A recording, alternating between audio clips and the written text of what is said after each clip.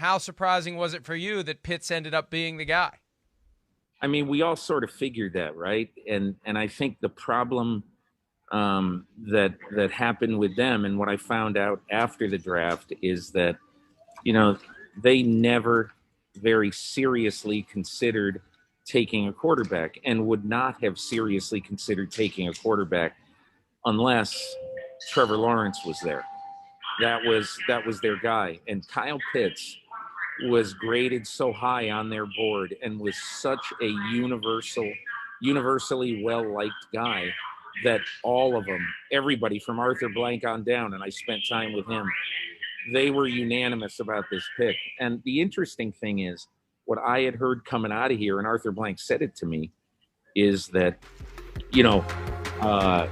I had written, that I heard that he really was interested in taking quarterback at one point in this process. And he goes, that really wasn't the case. Obviously, you want a quarterback to be in your stable for the long term. But when they determined that they think Matt Ryan could easily outplay this current contract where he's got 3 years left, and so they were not aggressively going to pursue a quarterback.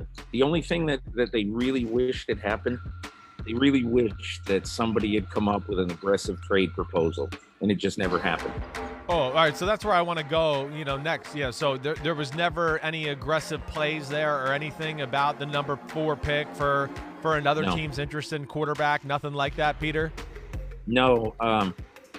After the draft, I had a chance to sit with the new general manager, new head coach, and they both said essentially that, we're sort of waiting. We got a bunch of calls, but they were all not very serious, especially because, as I had written last week, the market really got tamped down in the top 10 because of how much San Francisco paid to go up from 12 to 3. Nobody was paying 2 1s. Like the Denver Broncos weren't going to pay real heavily to move up from, say, 9 to 4. And as it turned out, it seems like they really didn't want to do that anyway, because they were all in on one of those 2 corners, and they ended up getting one of them. Peter, real quick, because we know you got to run. Julio Jones, you dusted off the notion that he could be available earlier this week. Now that they have Kyle Pitts, does it make it more likely, less likely that he's going to be traded as of June 2? I don't think it matters. The fact that they drafted Kyle Pitts. I think, Mike, here's what I think is going to happen based on some conversations in the last 24 hours. The Atlanta Falcons do not feel any pressure to trade Julio Jones before the end of this draft. There's no deadline to do that. If you're not getting a pick until next year, and if there are no games until after Labor Day, you can make a trade on July 20th. Not necessarily that you will, but you could. And just my belief is that the Atlanta Falcons are not going to just unload them for salary cap reasons.